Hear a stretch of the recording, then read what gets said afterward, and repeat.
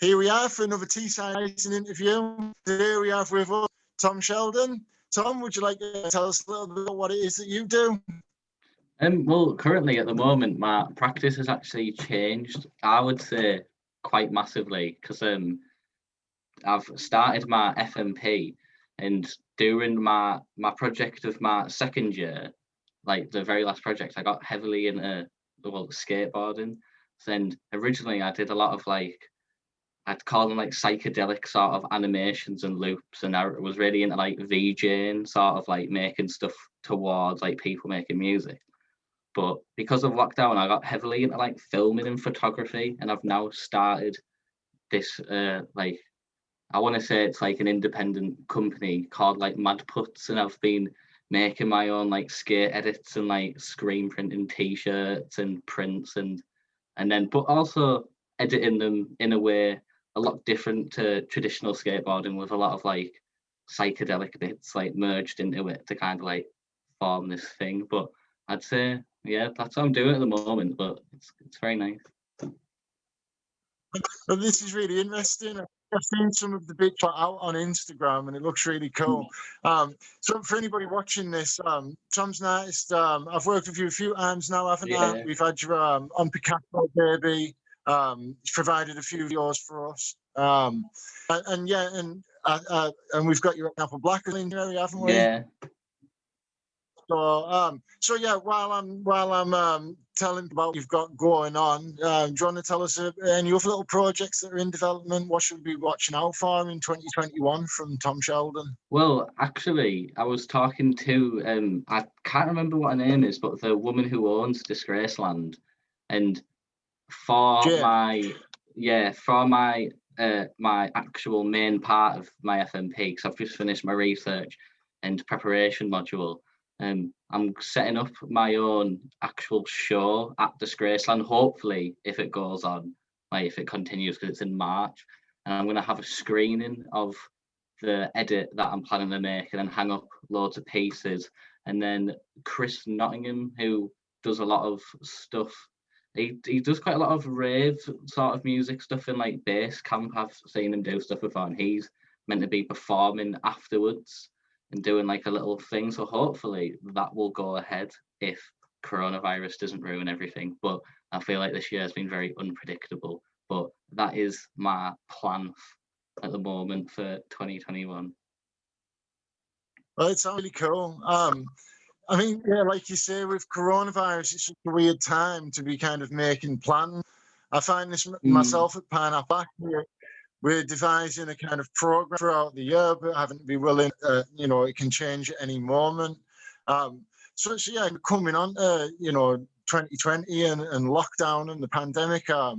How's that affected you as an artist? It sounds like you're doing the skate stuff, so you're still actually getting outside to make work.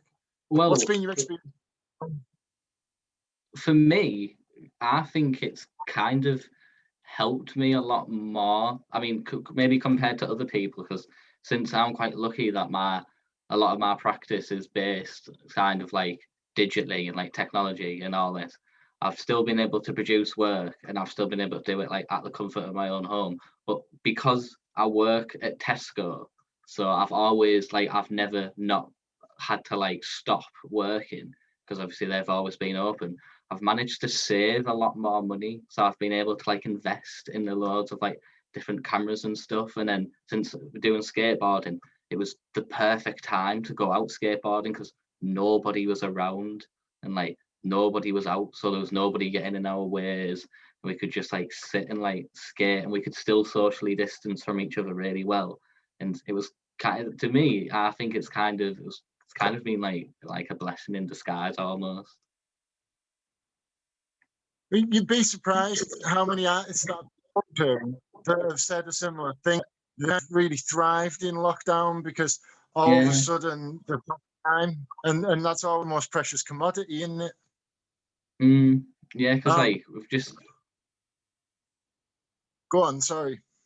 Okay, it's just because obviously during like lockdown we've had so much time to kind of like, because you just sat in your house doing nothing. So even when like summer came up, I was just wanting to constantly make more and more things. So I was looking to a lot of different things. So I got like a lot more into photography and like videography, and it's just like it was a really, I quite enjoyed it because I just had all this free time and I could just go out and just constantly keep on doing stuff to kind of keep myself a little bit sane, as I'd say, instead of being like trapped inside.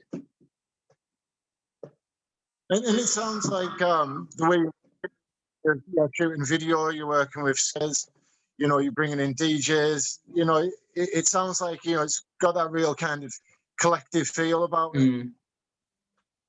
Yeah, I really like skateboarding because for me, it's probably, I mean, because I've always been into that sort of stuff like throughout my whole entire life. But to me, it's one hobbies that I've like come into, and it's the most welcoming thing like ever. Like everyone's so nice and everyone's so keen to like help you and like come along with it. And like social media wise, it is a very like lovely platform because there's so many pages in different places that I use just to promote stuff like around certain areas, and like everyone tags each other, and like just the local community is amazing because it's very easily to kind of help promote yourself and get yourself like a bit well known like in that area. And I just think it's a very supportive group. You mentioned the social media. Do you think your relationship with social media has changed during lockdown? Have you? I know personally for me, I was thinking about this the other day that prior to lockdown, I would never have dreamt of putting a piece online before I'd exhibited it in public. Mm. But now during lockdown, I've started treating my Instagram much more as my own personal kind of gallery. Yeah. What's been your experience of that? I think I've come to like social media a lot more because I did hate it. Like I've always hated it because I don't know, for me, I've always thought it kind of like I just thought it kind of like makes people a bit like, I always thought it shortens your attention span because you're kind of like scrolling through all this stuff and you kind of like looking for like stuff, because like videos are kind of like made now where it gives you like everything that's good of it in a short burst of time. So everyone's used to getting like all the good parts of something like straight away. Nobody wants to put time into everything. But with social media, I feel like it has come like sort of my own gallery as well, and it is very nice because plus I've also been interviewing a lot of people and who I'd probably never speak to unless social media existed, because I've been doing it for my dissertation. And I feel like it is a very good platform to kind of get yourself out there, and also it's like free advertising, and for quite a lot of people, nobody can pay for all these like advertisings or wherever you can put stuff. So it is very good for like people that are just starting out and doing something. So I feel like I can see the benefits of social media now. Yeah, I agree. You talk about it there. I think it's something of a leveler, isn't it? You're on a level playing field. You make your Instagram or whatever, and it can be whatever you want. You've got the same platform as everyone else, haven't you? Which I think is always interesting. So to anyone who wants to check out your work, what's best to find it? Is it your Instagram? Do you have It'd be Instagram, and it's at madputz, but it's spelled MADPUTZ.